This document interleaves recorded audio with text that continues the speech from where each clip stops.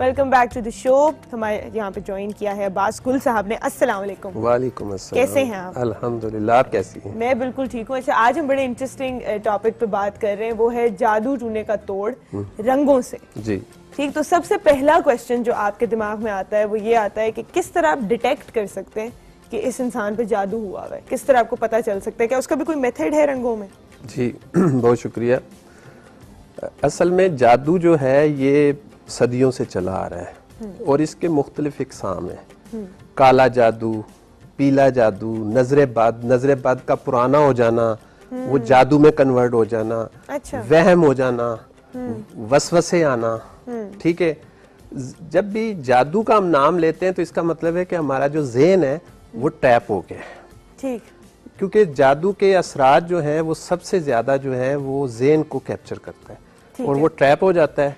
उसकी वजह से ज़हन का जो बंदे का जो अपना ज़हन होता है उसकी सलाहियत कम हो जाती है सोचने की, और वो ख्यालों की दुनिया में जाना शुरू हो जाता है। वो जैसे ही एंज्यूम करता है कि जी मेरा काम नहीं हो रहा, वो वाकई नहीं होता।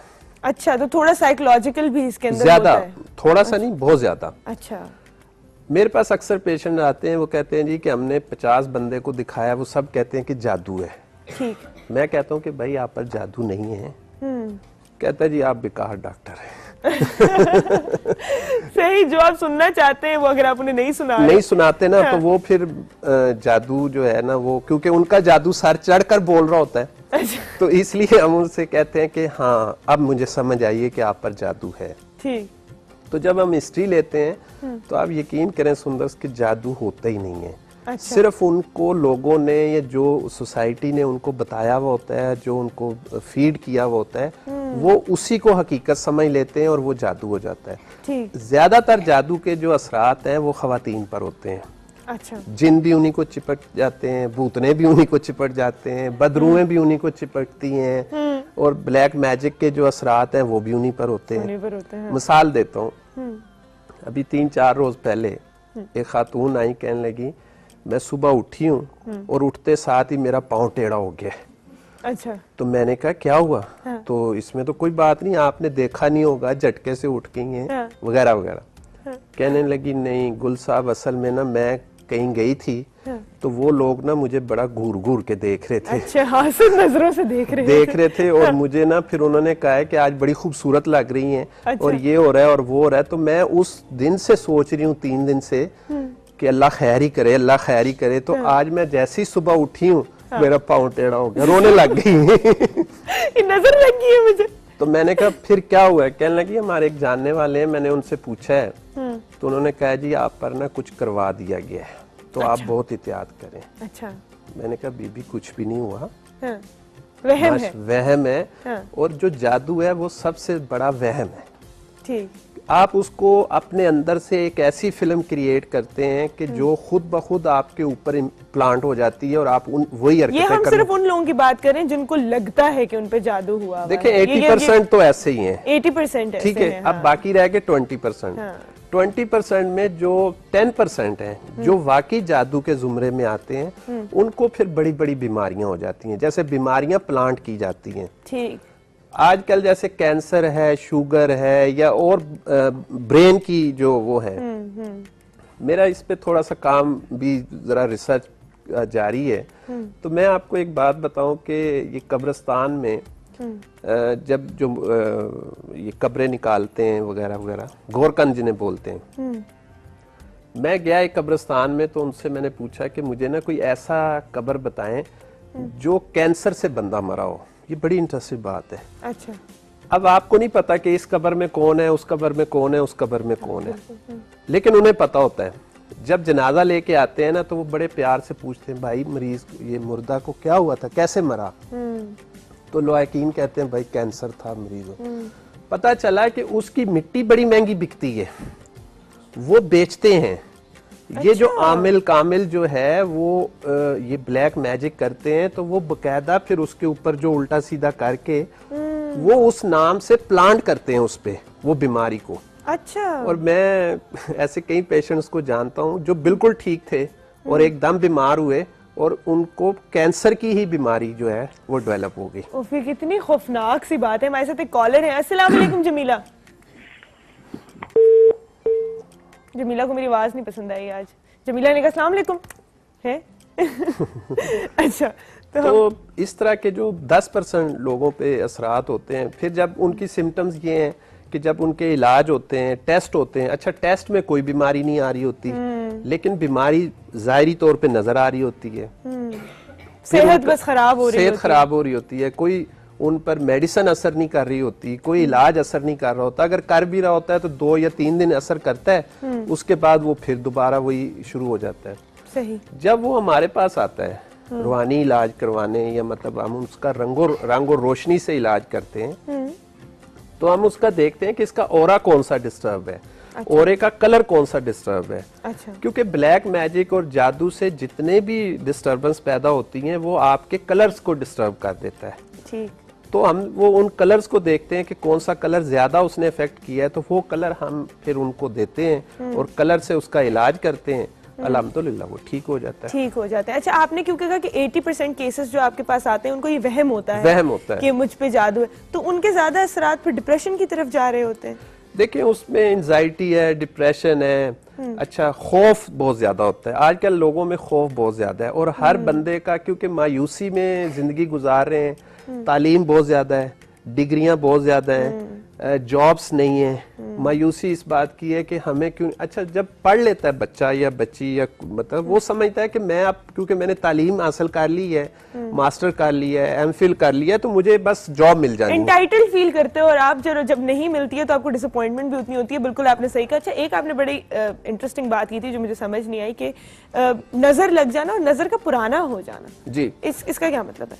नजर जो है ना, असल में 2 चीजें हैं। नजर भी 2 तरह की होती है, एक लगती है खुशी से, एक लगती है हसद से।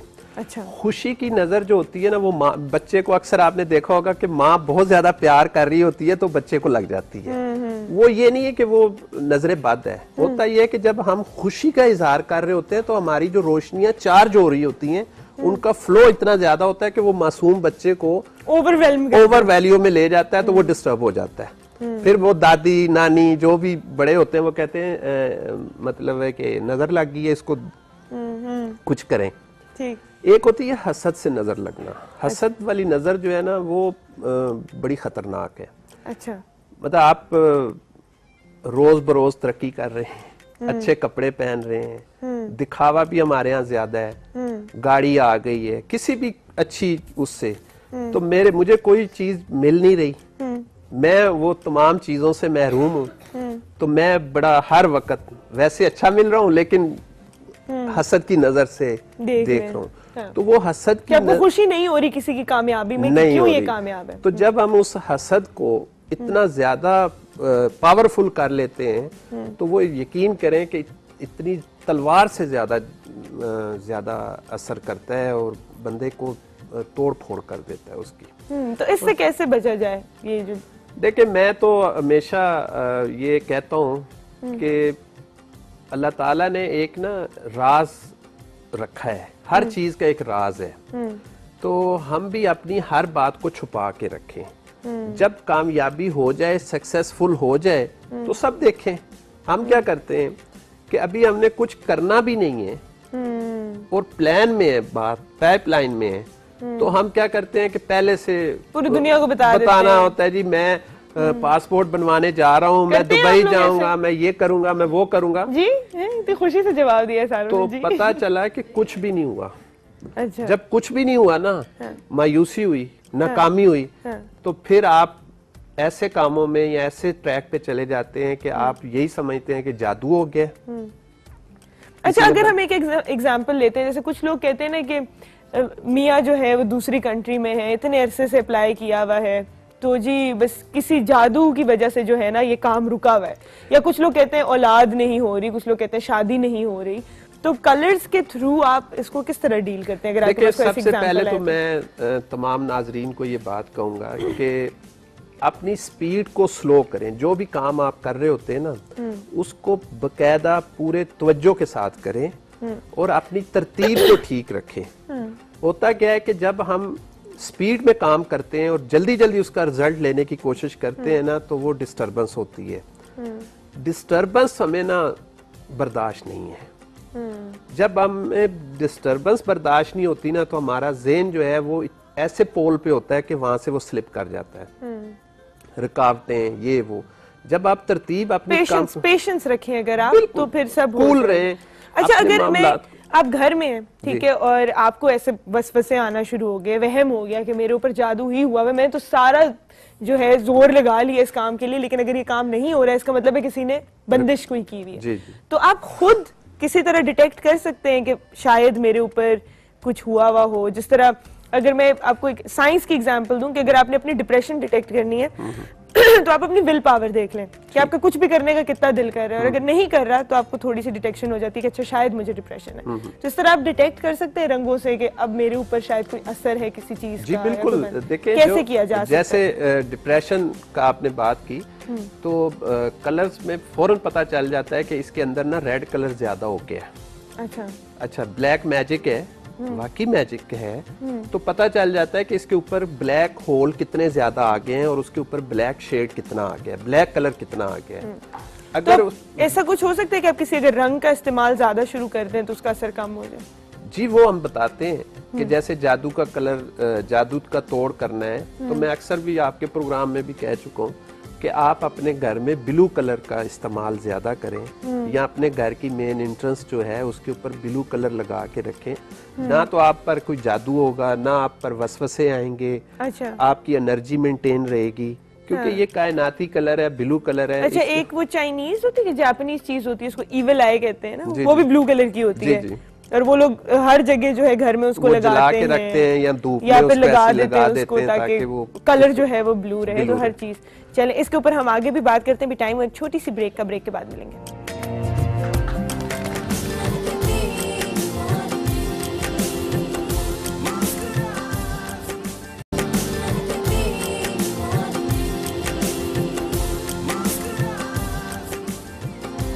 वेलकम बैक टू महकती मॉर्निंग। हमें यहाँ पे ज्वाइन किया है, ये तालियां ना आपको पता चल गया होगा किसके लिए बज रही है, ना मेरे लिए बजती है ना किसी और के लिए बजती है। जब मिसेस हशमत आती है ना हमारे सेट पे तो सब इतना खुश हो जाते हैं। अस्सलाम वालेकुम। वालेकुम सलाम। सुंदस, क्या हाल है? मैं बिल्कुल ठीक हूँ। बहुत खूबसूरत ड्रेस है आज आपका, बहुत प्यारी लग रही है। Thank you so much, thank you so much. मैं चाहूंगी कि एक तो हम नजर उतारने के तरीके भी बताएं आज लोगों को और एक बड़ी प्यारी बात की मिसेस हशमत ने ब्रेक में कि दुआओं और प्यार से ज्यादा जो है ना ताकत और किसी चीज में नहीं है, तो ये बड़ी सही बात है। इसके अलावा मूली में भी बहुत ताकत है और उसके बारे में हम आज बात करेंगे कि क्या क्या फवायद है। लेकिन मेरे पास दो सवाल हैं। एक हमारी बड़ी प्यारी सी कॉलर थी जिन्होंने हमें कल कॉल की और उन्होंने कहा मेरा सवाल तो मिसेस हशमत से, लेकिन वो आज है नहीं, तो हमने नोट कर लिया था और मैं वादा अपना पूरा कर रही हूँ, तो देख लें। उनका सवाल था, उनकी 26 साल की बेटी थी और उन्हें गैस का बहुत मसला है और वो कहती है हमने हर तरीका ट्राई किया है लेकिन बहुत दर्द होती है पेट में और वो नहीं खत्म हो रही, तो उसके लिए अगर आप कोई हल बता दें। सुंदस, अल्लाह ताला ने एक जिस पे कसम खाई है वो इंजीर है, उसकी आप शक्ल देखे सर से लेकर के छोटी आंत तक। अगर हर खाने से 1 घंटा पहले 3 अंजीरें, 20 मिनट पहले 2 गिलास पानी, 1 चम्मच छिलका इसबगोल लिया जाए, हर किस्म की गैस, एसिडिटी और हमारे जो इंटेस्टाइन के प्रॉब्लम्स हैं वो बिल्कुल खत्म हो जाते हैं। इंसान बहुत रिलैक्स हो जाता है। अच्छा, तो ये आसान सी, हाँ बिल्कुल ठीक। एक दफा दोबारा बता देते हैं। मैंने हर खाने से 1 घंटा पहले 3 अंजीरें, 20 मिनट पहले 2 गिलास पानी, 1 चम्मच छिलका इसबगोल। ठीक है, तो ये तो इतना आसान सा हल है, इसको आप अपनी जिंदगी में अडॉप्ट करें तो इंशाल्लाह सब ठीक हो जाएगा। एक और सवाल जो मैंने आपसे करना है, वो एक खातून है और उनकी उम्र तकरीबन लेट 30s में है, तो उनको डिटेक्ट हुआ है रूमेटाइड आर्थराइटिस, और मुझे था ये एक बड़ी कॉमन प्रॉब्लम है हमारी ओल्ड एज की औरतों में, जो जिन्होंने टाइम दूध नहीं पिया या कैल्शियम आई थिंक सो उसकी कमी से ये होता है। मैं डॉक्टर नहीं हूँ तो मैं सिर्फ गेस कर रही हूँ, ठीक। तो इसका इलाज, इसका ये जो बीमारी है ये वो नहीं है जो आप समझ रही हैं, वो है ऑस्टियोपोरोसिस, जो हर औरत को, हर इंसान को हो जाती है। इंसान आया है जाने के लिए, कुछ अरसे बाद हम रिवर्स गेयर में शुरू हो जाते हैं, हमारी हड्डियां बुरबुरी होना शुरू हो जाती हैं, उसको कहते हैं ऑस्टियोआर्थराइटिस। अच्छा, ठीक ठीक। तो ये होता ही है। मैं जब कहती हूँ टीवी में भी कि 40 साल के बाद हर खातून को 1500 mg कैल्शियम विटामिन डी के साथ जरूरी चाहिए। अच्छा, ये और चीज़ है, रेमोटाइड आर्थराइटिस आर फैक्टर होता है। ये ऑटो इम्यून डिजीज में आता है। अच्छा। और मेडिकली इसका ऐसा सच कोई ट्रीटमेंट नहीं है सिवाय स्टेरॉइड देने के कि गुजारा हो जाए, अदरवाइज इंसान उसके साथ टेढ़ा हो सकता है। अच्छा। इतनी ये बुरी चीज़ है। हमारे जोड़ों के बीच में इन्फ्लेमेशन पैदा हो जाती है, स्वेलिंग पैदा हो जाती है, हिलने जुलने से इंसान रह जाता है। ये ऑटो इम्यून डिजीज़ कहलाई जाती है। और ये ज़्यादा होती इस वजह से कि हम अपनी जान से ज़्यादा अपने ऊपर स्ट्रेस डालें। अल्लाह ताला ने भी हमें सहूलतें दी हैं, चाहे हम सफ़र में है नमाज आदि कर लो, रोज़ा ना रखो, चाहे हम कहाँ भी हैं हमें सहूलत मिल जाती है, हमें हफ्ते में एक दिन छुट्टी मिल जाती है ताकि हमारा बदन बैलेंस रहे और सही काम कर सके। कभी भी अपनी जान से ज़्यादा नहीं करना चाहिए। ठीक, सॉरी मैं आपको इंटरप्ट करूंगी, हमारे साथ एक कॉलर है। अस्सलाम वालेकुम। अस्सलाम वालेकुम सुंदर, कैसी हैं आप? मैं बिल्कुल ठीक हूँ। यास्मीन बोल रही हैं? जी जी जी, मैं कराची से बोल रही हूँ, यास्मीन जी। कराची से हमें बड़ी कॉलें आती हैं आजकल, बड़ी खुशी होती है मुझे। देख ले कराची वाले कोई प्रोग्राम नहीं छोड़ते आपका। बस देख लें, हैं? मुझे भी बड़ा प्यार है आप लोगों से, कराची वालों। 30 नवंबर से लेके अब तक का कोई प्रोग्राम ऐसा नहीं जो मेरा छूटा हो आपका, रिपीट तक देखती हूँ। क्या बात है भाई, डेट भी आपको याद थी है? और हमें वो भी पता चल जाता जब आप प्रोग्राम भी नहीं करती। 23 मार्च को आपने करा ही नहीं प्रोग्राम। क्या करें, 23 मार्च को और इम्पोर्टेंट चीजें थी ना जो आप लोगों को दिखानी थी हमने। है तो अच्छा। पाकिस्तान का दिन था ना, पाकिस्तान को मनाए। बिल्कुल बिल्कुल। अच्छा, फिर हमारे लिए तो इस लिए कोई गिफ्ट होना चाहिए ना। गिफ्ट किस बात, मांग लिया ना फिर गिफ्ट। मुझे नहीं लगता मेरे सारे प्रोग्राम देखे हमने हैं। मैंने सारे प्रोग्राम देखे हुए आपके। तो फिर मेरी ये बात कैसे नहीं सुनी कि जो मुझसे गिफ्ट मांग ले उसे तो मैं गिफ्ट देती ही नहीं। इस वजह से कि मैं सिर्फ ATV और PTV के अलावा हमारे यहाँ कोई चैनल ही नहीं है। चलो कोई बात नहीं, मैं तुम्हें इसी वजह से गिफ्ट दे दूंगी कि तुम इतनी मासूम हो। ठीक है, Thank you so कोई much। सवाल पूछना है जी, हमसे? मुझे मिसेस हशमत से पूछना है। जी जी। मेरी बेटी 18 साल की है, उनके चेहरे में ना खसखस की तरह से दाने निकल आते हैं। अच्छा, ठीक, जी, तो उसका इलाज आपको बता देते हैं, हमारे साथ रहिएगा। जी। वैसे भी हम आज मूली पे बात कर रहे थे। ये खशखश की तरह जो चीज़ें कील महा से यही होते हैं। अच्छा। या सियाह धब्बे, इसके लिए आप मूली का पानी निकाल लें, दही में मिक्स कर लें और चेहरे पर लगा लें। कितना आसान इलाज है। मूली का पानी निकाल के दही में मिक्स कर, तो ये हट जाएंगे जो ऑलरेडी अच्छा, इसके साथ सियाह धब्बे तक खत्म हो जाते हैं। अच्छा, फिर जब इसको धो लें तो आधा सिर का आधा पानी वो भी अपने चेहरे पे एक दफा डाल लें बस। ठीक, तो इससे ये आपका आहिस्ता आहिस्ता बिल्कुल स्किन भी साफ हो जाएगी, दाग धब्बे भी दूर हो जाएंगे, कील वहाँ से भी दूर हो जाएंगे। जबरदस्त भाई। अच्छा, मैंने आपसे रूमेटाइड अर्थराइटिस का जो पूछा था उसका अगर आप मुझे कोई बता दें कि कौन सी चीजें उनको ज्यादा अपनी डाइट में इंक्लूड कर लेनी चाहिए। असल में इसके साथ डाइट का तो ताल्लुक है ही नहीं, ये तो ऑटो इम्यून में आता है। अच्छा। ऑटो इम्यून का मतलब है कि इसका जिस्म खुद ही इसके जोड़ों को मार रहा है। अब समझ गए ना? अच्छा। ऑटो इम्यून डिजीज का इसलिए कोई ऐसा ट्रीटमेंट है ही नहीं कि है। ये बीमारी नहीं है। हाँ। ये इसका वजूद इसको खुद ही मार रहा है। ठीक, आपका इम्यून सिस्टम आपके जैसे अभी आप डॉक्टर साहब आए थे, किडनी का इलाज था, किडनी काम छोड़ देती है, वो भी ऑटो इम्यून डिजीज है। बिल्कुल बिल्कुल सही। जब ट्रांसप्लांट करना पड़ता है उसका कोई और इलाज है ही नहीं। ठीक, तो मैं आपको जिन्होंने मुझसे सवाल पूछा था इनका पर्सनल नंबर दे दूंगी, अगर आपने कोई लंबा सा इलाज है वो जो बनाना पड़ेगा ताकि वो किस स्टेज में है, ताकि उसी के मुताबिक हर्बल ट्रीटमेंट में इसका इलाज है, लेकिन उस वक्त जब हमारे सामने उनका टेस्ट हो। ठीक, हमारे साथ राहिला है कराची से। अस्सलाम वालेकुम। वालेकुम सलाम, क्या हाल है सुंदर? मैं बिल्कुल ठीक हूँ, आप कैसी हैं? अल्लाह का शुक्र है, दुआएं आपकी। बहुत प्यारी लग रही हो सुंदर आज इस ड्रेस में। Thank you so much, thank you so much. हाँ, वाकई बहुत अच्छी लग रही हो माशाल्लाह। Thank you. अच्छा जी, अब मुझसे सवाल भी पूछ ले हैं, मुझे जरा शर्म आ जाती है मुझे मेरी तारीफ करने ज्यादा। जी। सुंदर, सवाल मेरा ये है कि मेरे बेटे के ना बाल बहुत ज्यादा झड़ते हैं। ये शैम्पू करके भी आता है तो फिर भी बाल टूटते हैं, वैसे पढ़ते हुए भी बुक पे गिरे होते हैं। अच्छा। तो बालों के बारे में बड़ी परेशान। कितने साल का आपका बेटा? मेरा 24 साल का है, माशाल्लाह डॉक्टर बन रहा है। डॉक्टर बनने में तो गंजा हो जाता है बंदा। हाँ, नहीं तो जरूरत से ज्यादा ही गिर रहे हैं बाल। स्मोकिंग तो नहीं करते?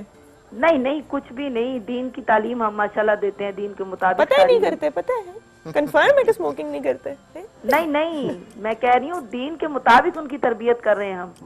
माशाल्लाह, जबरदस्त जबरदस्त। कोई ऐसी बात नहीं, ना बाहर निकलते हैं, ना बाहर गैदरिंग करते हैं कोई उल्टी सीधी। घर में रहते हैं, बस पढ़ के वापस आना घर।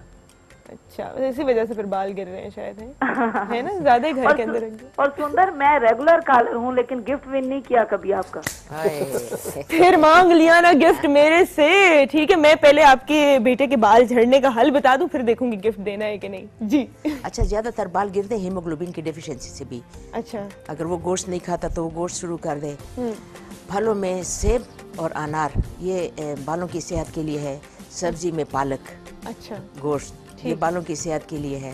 अच्छा, खाने में। और ड्राई फ्रूट में चलगोजा, चलगोजा, ये बालों की सेहत के लिए है। ठीक। एक हफ्ते में एक दफा प्याज का पानी 1 घंटे के लिए बालों में लगा लें, ठीक है, फिर वॉश कर लें, ठीक। शैम्पू कर लें। शैम्पू के बाद आधा कप सिरका, आधा कप पानी, उसको बालों में लगा के सादा पानी पे रिंस कर लें। उसके बाद एलोवेरा लगा लें और छोड़ दें। दिन में 2 बार एलोवेरा लगाया करें।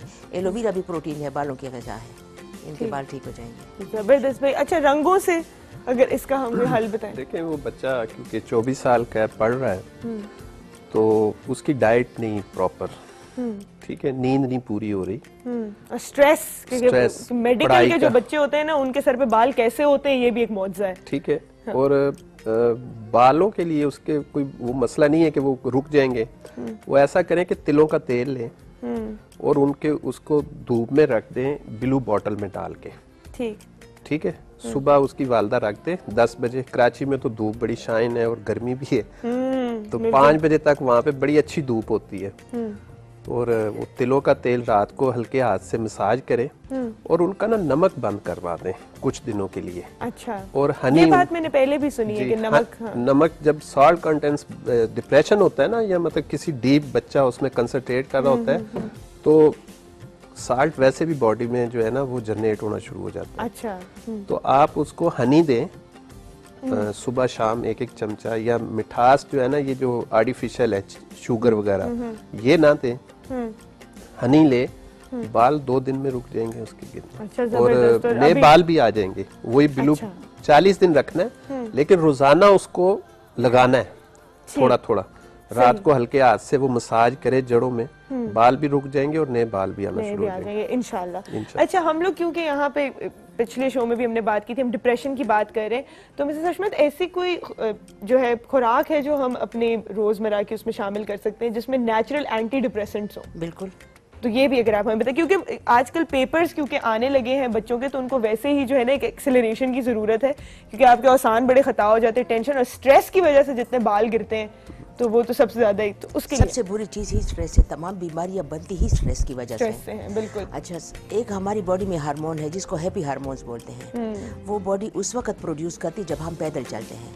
अच्छा। बैठ बैठ के भी स्ट्रेस हो जाता है। टीवी के आगे शाम होते ही टीवी के आगे बैठ जाते हैं और 10-11 बजे हम लोग उठते हैं, वो भी स्ट्रेसफुल होते हैं। जब प्रोग्राम होते हैं हम उसी में डूबे होते हैं, जब उठते हैं तो दिल ही नहीं करता उठने को, खाने को भी नहीं, उसके बाद फिर नींद भी नहीं आती है। इसलिए पैदल चलना सुबह और शाम बहुत ज़रूरी है। ठीक, सही। इससे हार्मोन्स आपके प्रोड्यूस हो गए नेचुरल वे में। अच्छा, और खाने पीने में सेब बेहतरीन चीज़ है, अमरूद बेहतरीन चीज़ है। अच्छा, और इनसे कशमालू जिसको कहते हैं तुलसी, अच्छा, 5 पत्ते सुबह निहार में, शाम चाय के वक्त। अच्छा, और अगर आपको डिप्रेशन है तो आप उसका कावा पी लें, उसी वक्त आप फ्रेश अप हो जाते हैं। अच्छा, तो इससे जो है वो जो हैप्पी हार्मोन्स की हम बात कर रहे हैं, लेकिन ये प्रोड्यूस होते हैं। हैप्पी हार्मोन्स पैदल चलने से प्रोड्यूस होते हैं, बाकी बैठे बैठाए भी आप ये कर सकते हैं। तो सुबह की वॉक और शाम की वॉक बहुत इंपॉर्टेंट है। ये अब करीब टाइम हो एक छोटी सी ब्रेक का, ब्रेक के बाद वापस आते हैं।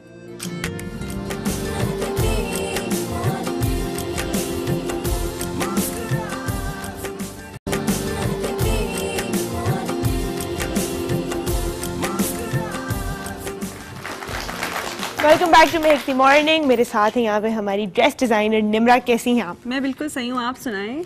मैं बिल्कुल ठीक हूँ। आज मैं देख रही हूँ शाजिया बड़ी ईस्टर्न बन के आई है। जी बिल्कुल, आज हमने काफी टोटली ईस्टर्न इसको ड्रेस पहनाया है। अच्छा। क्योंकि शादियों का भी मौसम आजकल है, मौसम भी काफी अच्छा है। पता नहीं चला, कंफ्यूज हैं लोग कि अभी गर्मियाँ आ गई हैं या आ रही हैं। पैकिंग किस चीज की करें, गर्म कपड़े पैक कर दिए जाएं, लॉन निकाल ली जाए, और जब आप लॉन पहन के बाहर जाते हो तो बारिशें शुरू हो जाती हैं। इस्लामाबाद का जनरली बड़ा कंफ्यूज मौसम है। बिल्कुल। अच्छा, तो ये क्या है, पहले हम इसके बारे में थोड़ी बात करें। बिल्कुल, ये मैंने बनारसी के पैनल्स के साथ मुकेश के जो काम है और प्योर शिफॉन पे ये काम हुआ है, बिकॉज ये जो रंग है ना वो प्योर शिफॉन पे ही आते हैं। आप फ्रेश कलर्स ले लें वो प्योर शिफॉन पे काफी अच्छे से आएंगे और उसकी लुक टोटली डिफरेंट होगी। तो ये मुकेश का काम है, इसके सारे उस पे मुकेश का चिटा डला हुआ है, बहुत खूबसूरत है और बहुत हैवी भी है। आप देखिए इससे इतना प्यारा दुपट्टा है इसका। मुझे मुकेश का काम वैसे ही बहुत ज्यादा पसंद है। तो ये तो अच्छा खासा भारी, बहुत भारी दुपट्टा, बिकॉज इसके पूरे बॉर्डर पे मुकेश हुआ हुआ है। और मुकेश ये है कि आप रंग डाई करवाने के बाद जो है आप इसे पॉलिश भी करवा लें, ताकि ये कि वो खराब ना हो। वैसे तो अच्छा मुकेश खराब नहीं होता, लेकिन कुछ ऐसा होता है जो थोड़ा सा आपका जंग छोड़ देता है, तो उसको आप दोबारा पॉलिश भी करवा सकते हैं इजीली। अच्छा, पुराना मुकेश बिल्कुल भी खराब नहीं होता था। मैंने आप लोगों को पहले भी जैसे बताया था कि अगर आप उसको डाई भी करा लें तो यूजुअली आपको डायर्स कहते हैं काला हो जाएगा, इसको डाई ना कराएं, लेकिन वो बिल्कुल वैसे का वैसे। लेकिन आजकल का मुकेश जो है थोड़ा सा 2 नंबरी मुझे लगता है, उसके अंदर भी कुछ होना शुरू हो गई है। डायर्स जो है वो खुद ही से बोल देते हैं कि मुकेश को पॉलिश करवाने की जरूरत है आपको, हालांकि इतनी होती नहीं है। वो खुद ही से थोड़ा सा बोल देते हैं कि आप इसे डाई वो करवा लें, पॉलिश करवा लें तो ज्यादा अच्छा लगेगा। तो वो भी एक डिफरेंट सीन है। सही। और ये हम क्या कर रहे हैं आज? हम जो है आप देख रहे हैं काफी ब्लैक के ऊपर कलरफुल से बीड्स हमने लगाए हैं, और साथ में नगों का काम हम कर रहे हैं दबके के साथ, और साथ में हम थ्रेड वर्क भी है कुछ कुछ जगहों पे।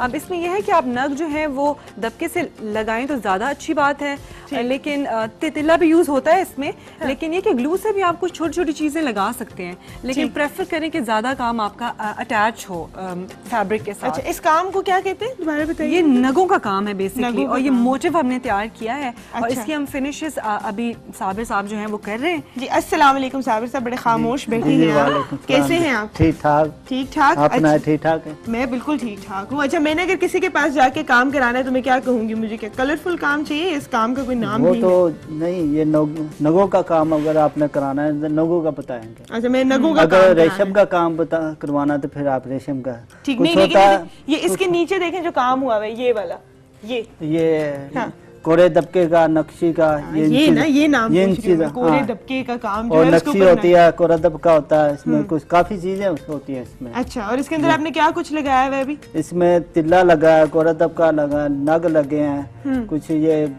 फ्रोजे लगे हैं। अच्छा, इन चीजों के सारे ये मिला के। ये सब प्लास्टिक है? ये शीशा है। चीज है। हाँ। तो इससे तो अच्छा खासा भारी हो जाता होगा कपड़ा, और उसके लिए आपको कपड़ा भी बड़ा अच्छा लेना पड़ता है। मोस्टली लोग प्रेफर करते हैं कि हम ये शिफॉन पे करवाएं, क्योंकि शिफॉन थोड़ी सी आप में एक लुक चेंज कर देती है। लेकिन ये शिफॉन बहुत नाजुक नहीं है अगर मैं इतना हेवी काम कराऊंगी, और ये तो सिर्फ एक मोटिफ है। आई थिंक नाजुक है, लेकिन इसके लिए भी आपको कपड़ों का ध्यान बहुत रखना पड़ता है कि आप उसको कहीं ऐसे मटेरियल स्लीव्स में ना यूज करें कि लग के वो खराब ना हो जाए। सो आई गेस कि उसके लिए फैब्रिक सिलेक्शन बहुत इंपॉर्टेंट है आप। अच्छा, इसको तुम निम्रा पूरा ड्रेस किस तरह का इमेजिन कर रही हो? ये ब्लैक कपड़े के ऊपर कलरफुल सा काम हो रहा है। ये बेसिकली शर्ट का जो है ना वो फ्रंट है, शॉर्ट शर्ट का। अभी इसके साथ हम नीचे फ्लैपर भी आप वो कर सकते हैं। साथ में आप आजकल लहंगे बहुत ज्यादा इन है, क्योंकि हमने आज काफी आपको ईस्टर्न जो है ना वो काम दिखाया है, तो इसमें कि लहंगे भी आप बना सकते हैं। शराराज नेट के आजकल काफी इन है। धोती शलवारें इतनी क्यूट लगे इसके साथ, कलरफुल सी धोती शलवार टाई एंड डाई में भी, और इवन बनारसी में भी आप पहन सकते हैं उसे। डिफरेंट जो कलरफुल बनारसी होती है। ठीक है, ये काम यहाँ। अच्छा, इस पे कितना टाइम लगता है ये काम होने पे? इस पे लग जाता है 1 दिन लग जाता है। 1 दिन?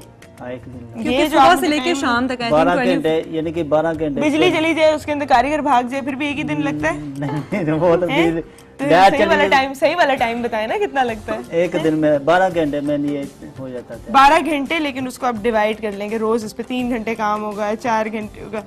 अच्छा, और ये एक लगातार 12 घंटे इसको हम देंगे। ये 12 घंटे में एक मोटिफ बनेगा। हाँ। अच्छा, कपड़े तो आपके, तो फिर आप हिसाब लगा लेना जितने आपने मोटिफ उसके ऊपर डालने। शादी के कपड़े आपको 4 महीने पहले से स्टार्ट करने चाहिए, बिकॉज हर 4 महीने में फैशन बदल जाए फिर मैं क्या करूं? नहीं, आई थिंक आपको आगे फोकस देख लेना चाहिए कि क्या चल रहा होगा। मैं पूरे लहंगे बनवा लूं, आगे जो है कोई और चीज आ जाए, तो ये भी बड़ी रिसर्च है भाई, मुझे लगता है। आई थिंक आपको फैशन डिजाइनर से कांटेक्ट करना चाहिए, अच्छा से सिलेक्ट करना चाहिए, और वो आपको फोकस बता देते हैं, बिकॉज उनके पास ट्रेंड लाइंस होती हैं, सारी चीजें वो आपको बता देते हैं कि आगे क्या इन आने वाला है अगले उसमें, तो उसके लिहाज से अपने शादी का जितने भी ड्रेसेस हैं वो डिज़ाइन करें, बिकॉज काफ़ी एफर्ट लगती है और उस एफर्ट को एक दिन होता है और इतनी फजूल खर्ची करनी होती है, सोच समझ के करें, है ना। मुझे तो लगता है अम्मा के उठा के पहन लिया करे, वो भी आजकल कहीं दोबारा नहीं पहनने, वो भी आजकल फैशन का काफी दोबारा आ रहा है कि अम्मी के गरारे शरारे और साथ में आप शर्ट्स ये भी करते हैं, बिल्कुल अम्मियों के शरारे खराब करते हैं। आई थिंक नेक्स्ट शो में हम ये भी प्लान आउट करते हैं कि हम पुराने ड्रेसेस को किस तरीके से मॉडर्न वे में यूज कर सकते हैं। अच्छा, आपने जो पहना हुआ है आजकल डिजिटल प्रिंट्स बड़े इनर बड़े खूबसूरत आप कपड़े पहन के हैं, तो ये हम लोग कहाँ से क्या कहेंगे इसको, ये स्क्रीन प्रिंटिंग नहीं, ये डिजिटल प्रिंटिंग हुई है, आपका प्रॉपर डिजाइन बनता है, फिर उसके लिहाज से आप प्रिंटिंग कराते हैं। मोस्टली ये सिल्क पे ही अच्छी लगती है, सिल्क पे बहुत रंग काफी अच्छे आते हैं और प्योर सिल्क पे आपके रंग फ्रेश आते हैं। थोड़ा सा आप अगर इंडियन या पाकिस्तानी पे चले जाएं तो वो डल हो जाते हैं। अच्छा, ये प्योर सिल्क में मेरा जो है ना वो कुर्ता है, डिजिटल प्रिंट हुआ हुआ है। जबरदस्त भाई। अच्छा, मेरे जो ऑडियंस हैं वो मुझसे कुछ सवाल पूछना चाह रहे थे, जो आप पहले प्लीज माइक ले लें, माइक उन्हें दे दें। जिस्म में अंदर बहुत ज़्यादा दर्द होते हैं और टेस्ट करवाती हैं, कोई बीमारी नहीं आती। अच्छा, जिस्म में बहुत दर्द होती है, टेस्ट कराती हैं तो कोई बीमारी नहीं आती? नहीं, हाथ पैर भी सुन्न हो जाते हैं, इस तरह होते हैं। हाथ पैर भी सुन्न हो जाते हैं जी। मुझे लगता है ये आप इसका जवाब दे सकते हैं कि बीमारी अगर कोई नहीं आती तो हम क्या हल बताएं, है मिस्टर सच में? बिल्कुल। चला जाए या यहीं आ जाए प्लीज आ जाए। देखिए, इनका जो मसले हैं कुछ ज्यादा हैं। एक तो ये सोचती बहुत ज्यादा है, यहाँ तक ही रुक जाते हैं ताकि हम कैमरे में हाँ। एक तो ये सोचती बहुत ज्यादा है, दूसरा ये अपनी ज़ात को छोड़ के दूसरी चीज़ों में ज़्यादा इन्वॉल्व रहती है, यानी कि बेटे का मसला, बेटी का मसला, फुफ्फो का मसला, फलां का रिश्तेदार का मसला। तो हर माँ का नहीं, माँ अपनी जगह, उसका तो बहुत बड़ा एक वो है, उसको तो सलूट। नहीं, फिक्र जो है ना वो नहीं छोड़, लेकिन फिक्र जो है वो अपनी दायरे से बहुत ज़्यादा बाहर चली गई है, जिसकी वजह से जो है ना इनके मसाइल बहुत ज़्यादा है। ठीक है ना, आप पर कोई जादू है, मैं ये आपको 100% लिख के देने के लिए तैयार हूँ कि आप पर जादू नहीं है।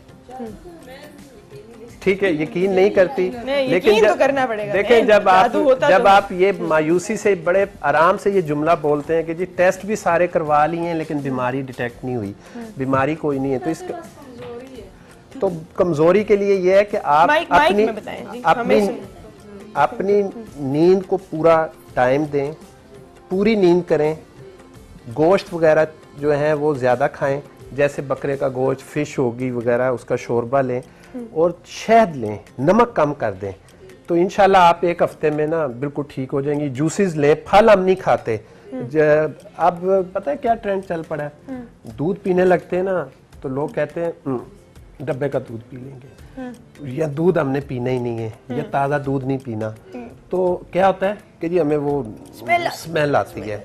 भाई दूध पिए, दूध जिंदगी है, सारे जादुओं का हल जो है ना वो दूध में अच्छा, आप मुझे बताएं वासा, आप इधर हैं, आपके सामने इतनी खूबसूरत हमारी ऑडियंस है जी। मैं आपसे बात करती हूँ कि मेरा छोटा बच्चा वो तो साथ नहीं लाया, उसको शुरू से तकरीबन जब से पैदा हुआ 7 माह बाद, पहले तो उसको मोशन की तकलीफ थी, उसके बाद 1 साल हो गया तकरीबन, आप तो माशाल्लाह 3.5 साल का हो गया, उसको कब्ज की तकलीफ है। जहाँ भी डॉक्टर के पास लेके जाती हूँ वो सिरप दे देते हैं, कहते ये सिरप दें रूटीन से तो ये ठीक हो जाएगा। बच्चे की उम्र कितनी है? 3.5 साल हो गया। 3.5 साल। उसको दवाई के जरिए उसका जो है ना पेट खुलता है।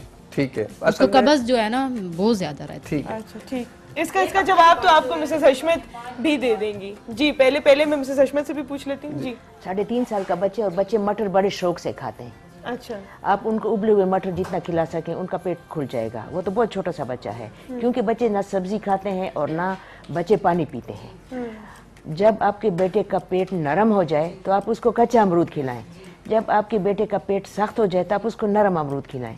कितनी आसान बातें हैं। ये तो बच्चे रूटीन से वैसे दे भी रहे हैं हम लोग, फिर भी उसको जो है ना बहुत ज्यादा, फिर भी अगर नहीं हो तो 1 चम्मच उनको मक्खन दें, लुब्रिकेशन हो जाएगी, आराम से उसका बाथरूम होगा जी। अब आप वैसे बच्चे को ना दूध लेता है वो, उसको डॉक्टर ने बंद करवा दिया 1 माह के लिए। वो कहते हैं कि इसको दूध से कब्ज है, वो क्या मसला हो सकता है? अच्छा देखें, उसे दूध शुरू कराएं, गाय का दूध ले लें, ठीक है, और रोगने बादाम लें, ठीक है, 1 चम्मच रोगने बादाम उसको 1 वीक देनी है, फिर आहिस्ता आहिस्ता कम करते जाना है, एकदम नहीं बंद कर देना।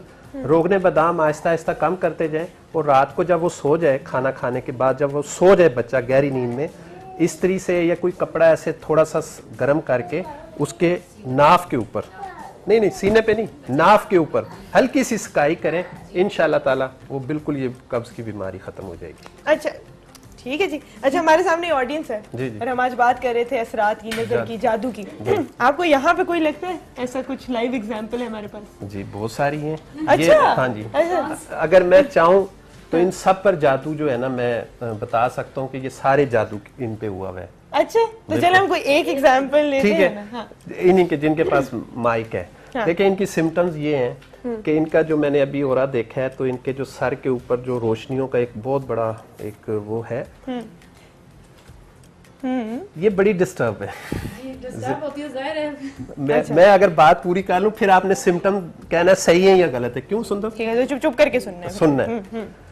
इनका जो सर है ना वो भारी रहता है और पिछली साइड पे बहुत ज्यादा प्रेशर फील करती हैं। अच्छा, कंधे जो हैं इसके भारी हैं, स्पाइन पूरा खिंचा हुआ है, कमर में दर्द रहता है, टांगों में पूरा खिंचा हुआ है, पाँव के तलवों तक दर्द रहता है, सोती हैं तो हाथ पांव सुन्न हो जाते हैं, बाज दफा तो झटका भी लगता है इसे। ठीक है, लगता है झटके? जी अच्छा ठीक है। इन पे बहुत ही सख्त जादू है। अच्छा, जाहिर सिम्टम सारी मैच कर गई हैं, तो ये तो बहुत सख्त मैं जादू दूर है। जा रही हूँ, ठीक है, असरात यहाँ तक ना आ जाए। अच्छा, और जिसपे होता है ना उसी को होता है सर ना, बहन मुझे दूसरे को कुछ नहीं पता, मैं रिस्क नहीं ले रही है, मैंने शो करना है रोज आके। अच्छा हाँ। दूसरा, इन पर जरा जादू नहीं है, इसलिए सही। ठीक है। ये जो सिम्टम्स हैं ये बेसिकली क्योंकि ये हाउसवाइफ हैं, सुबह उठती हैं, रात सोने तक जो है ना ये इतना काम करती हैं कि इनका जो एनर्जी लेवल है वो बहुत ज़्यादा वीक हो जाता है और बॉडी बाज़ दफ़ा तो हिलना शुरू हो जाती है। इसकी वजह से जो है इनके मामलात जो है ना वो थकावट पूरी नहीं उतरती, नींद पूरी नहीं होती, बॉडी पूरी तरह रिलैक्स नहीं होती, जिसकी वजह से ये तमाम सिम्टम्स जो है ना। बच्चे के हवाले से इसके मुंह के ऊपर दाग, इस बच्चे के हवाले से जो सबसे शोर कर रहे हैं, इसमें किस चीज का असर है? अच्छा, ये जो पानी पी रहा है, देखिए ये बच्चा जो है ना इसे नजर लगी हुई है, इसकी आंखों से भी पता चल रहा है, और ये इसके अंदर इतना ज्यादा चिड़चिड़ापन है कि ये जिद्दी हुआ हुआ है, बहुत ज्यादा जिद्दी हुआ हुआ है, और जब ये रोता है ना ये जमीन पे लेटता है और ऐसे हाथ पाँव, ये तो इसकी मदद बताएगी। ये तो हर बच्चे का मसला है। नहीं, ये बच्चे, मैं इसकी बात कर रहा हूँ। हर बच्चे का मसला है जमीन पे लेट। इसके मुंह के ऊपर दाग ये पड़ जाती है। देखिए ये क्या है? बच्चे को ना इसको पानी कशन ज्यादा पिलाएं। जी। हमारे यहाँ ये बीमारी हो गई है कि ना हम खुद पानी पीते हैं ना हम बच्चों को पानी पिलाते हैं, 2 बोतलें फ्रिज में रख देते हैं और पूरा हफ्ता वही 2 बोतलें। अच्छा, यहाँ पे एक बच्चा है, बच्चू इधर देखो, ठीक है, जिसके आंख पे यहाँ पे आई थिंक स्टाई इसको कहते हैं इंग्लिश में, जो निकला हुआ है। तो हमारे पास क्योंकि डॉक्टर साहिबा भी हैं और बासा भी हैं, तो हम भी इसका भी हल बता देते हैं, क्योंकि ये भी आई थिंक मुझे जहाँ तक पता है ना ये गंदे तौलिए से भी हो जाता है। ठीक है, तो इसका क्या हाल है? प्याज एंटीसेप्टिक है। अच्छा, सुरमे की एक सिलाई प्याज पूरे एक प्याज में अंदर करके इसको सिलाई लगा अच्छा, दें। सुरमे की एक बच्चा रोएगा क्योंकि वो लग जाएगा, लेकिन इससे ये दूर हो जाएगा। अच्छा, इससे ये स्टाई, और ये आपको स्टाई ही लग रहा है? बिल्कुल वही लग रहा है। अच्छा, वो जो होता है ना यहाँ पे पहले दर्द होता है फिर निकल आता है, आप इसका क्या हाल? इसका और आसान डॉक्टर साहब जी जी कि ये जो हमारे माउथ के अंदर जो है ना ये लुआब होता है ना, जी जी, ये बेहतरीन एंटीसेप्टिक है। ठीक है ना। सुबह माँ उठे इसी के मुंह में उंगली लगाए बच्चे के ही, और वो यहाँ लगा दे ब्रश करने से पहले या पहले, बाद? बस जैसे ही वो उठे ब्रश से पहले, और वो लुआब इधर लगा दे, ये ठीक हो जाएगा। अच्छा बेटा, सुबह ना, ठीक है। अच्छा, दूसरा मैं आपको एक हल बताती हूँ, मुझे भी थोड़ी बहुत चीजें पता होती हैं। वो ये कि यूजुअली जब आपका ये स्टाई निकलता है वो इसलिए निकलता है कि आपकी कोई जो पलक जो होती है वो अंदर ही इनग्रोन में बंद हो जाती है, और फिर उसमें दर्द होना शुरू हो जाता है और वो अल्टीमेटली एक दाना बन जाता है। फिर उसको आप फोड़े नहीं, टाइम के साथ साथ वो खत्म हो जाता है। लेकिन जब आपको हल्का सा भी दर्द फील होना शुरू हो जाए तो आपने अपनी उंगली ऐसे गर्म करनी है, जो फ्रिक्शन से गर्म हो जाती है, और या फिर आप जो है टॉवल को गर्म पानी के नीचे रखें ताकि वो थोड़ा सा गर्म हो जाए, और उसको उस जगह पे लगाएं। उससे आपके पोर्स खुल जाते हैं, और पोर्स खुलने के वो जो बाल फंसा हुआ है, जो पल्प फंसी हुई है, वो आराम से निकल आएगी और ये स्टाई निकलेगा ही नहीं। तो ये छोटी सी बात क्योंकि मुझे पता थी, मैंने कहा मैं आपको बता दूं। आप भी आदि डॉक्टर हो गए, साइंस पढ़ी थी मैंने भी कभी। लेकिन अगर स्टाई निकल आया है तो फिर आप उसके साथ ये करें। एक मिसेस हशमत ने हमें सुरमा जो है कद्दू के उससे बनाना सिखाना है, लेकिन एक छोटी सी ब्रेक के बाद।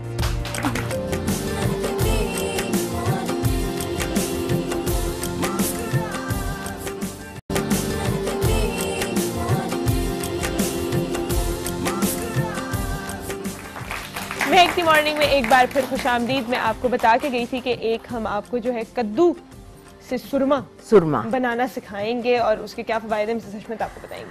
कद्दू, जैसे लास्ट टाइम मैंने कहा था कि कद्दू के पीसेस करके आपको साय में खुश्क कर लें, फिर उसको इतना आपने बारीक पीसना है कि आप दुपट्टे से उसको छान लें।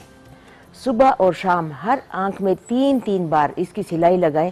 हर तरह की आंख की जो बीमारी है, चाहे उस शोबे चश्म है, चाहे वो पर्दे आ रहे हैं, चाहे आपके आंखों से पानी आ रहा है, चाहे धुंधलापन है, जिस किस्म की बीमारी है उससे अल्लाह ताला ठीक कर देता है। अच्छा, जिन लोगों को एज़मा होता है, हाँ जी, उनकी स्किन वैसे ही बहुत ज्यादा जो है वो खारिश होती है, उसके ऊपर उनकी आंखों में भी एलर्जी जब होती है तो बहुत पानी आता है, तो उनके लिए भी ये सुरमा? उनके लिए भी यही सुरमा है। ठीक, क्योंकि मैंने अक्सर सुना कि ये इसके ऊपर भी और नीचे भी आंख की लिड के ऊपर जो बिल्कुल वाइट हो जाता है और बहुत ज्यादा खारिश होती है, उसको आप जितना रब करो तो जलन में कन्वर्ट हो जाता है, तो इसके लिए भी ऊपर लगाने के लिए भी कुछ? ये आंख की हर किस्म की बीमारी का इलाज है।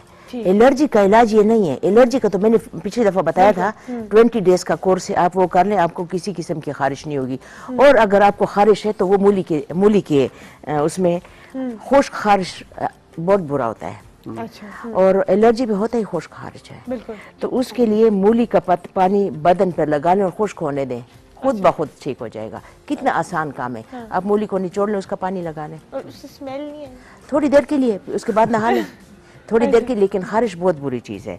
अच्छा, और उसके बाद मॉइस्चराइज करना होगा अगर, अच्छा दूसरा तरीका, यही पानी आप दही या लस्सी में मिक्स कर लें, वो बदन पे लगा लें, खुश्क होने दें, आपका खारिश दूर हो जाएगी। और इतनी डीप मॉइस्चराइजिंग ट्रीटमेंट होगा ये। हाँ। अच्छा, या नमक, मूली और कड़वा तेल ये मिक्स करके मसाज करें, आपकी खारिश दूर हो जाएगी।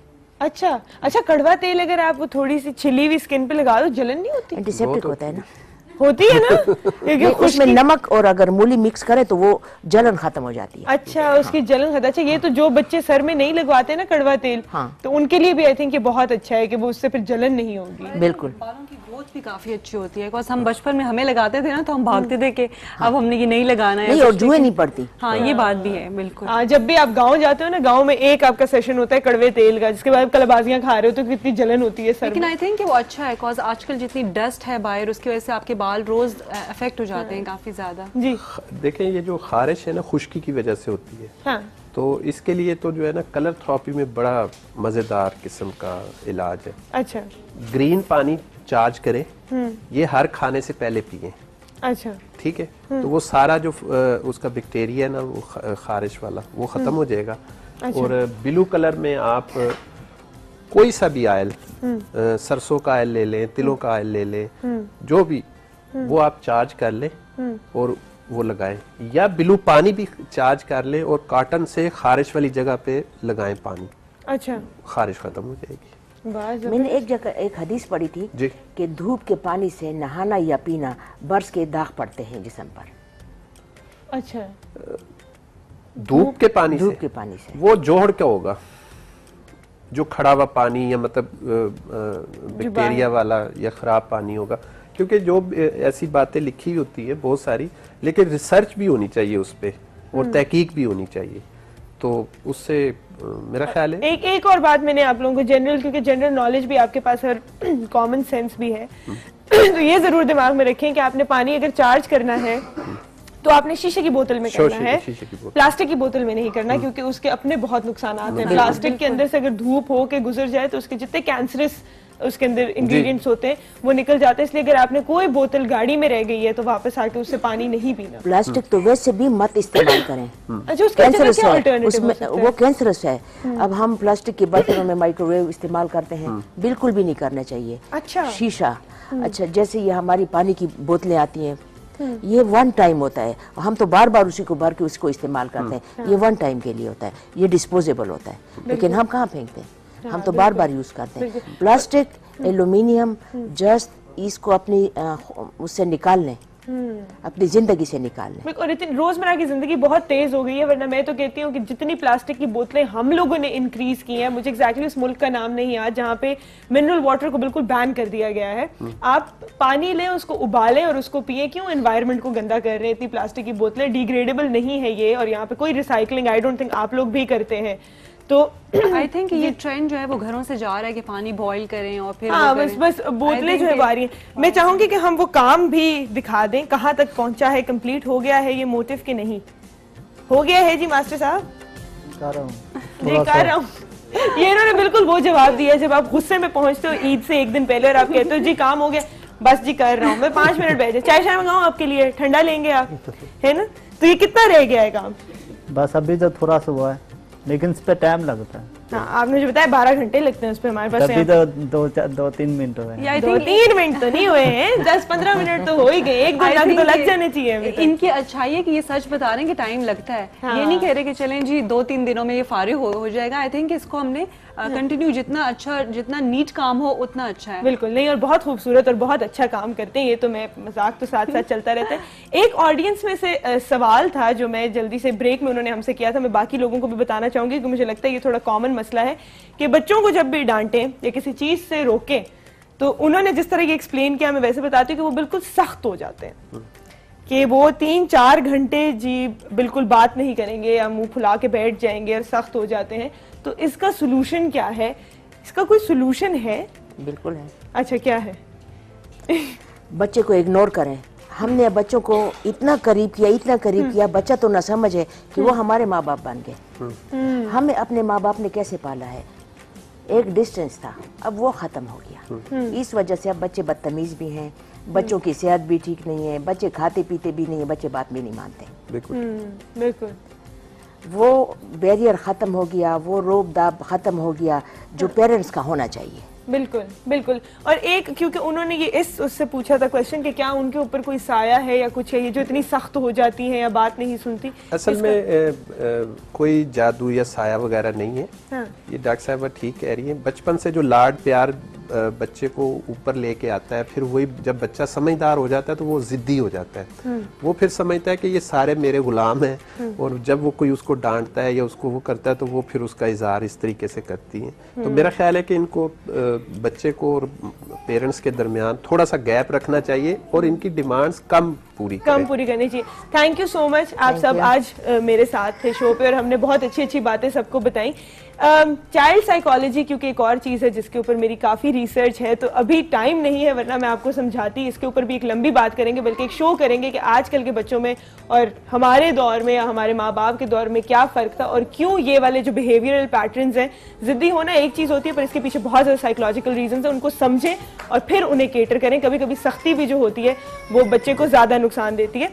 तो thank you for watching us, have a wonderful weekend. बहुत अच्छा सा वीकेंड गुजारिएगा, सबके साथ प्यार से बात कीजिएगा, अच्छी बातें कीजिएगा और आपसे मुलाकात होगी इंशाल्लाह मंडे को। तब तक के लिए अल्लाह हाफ़िज़।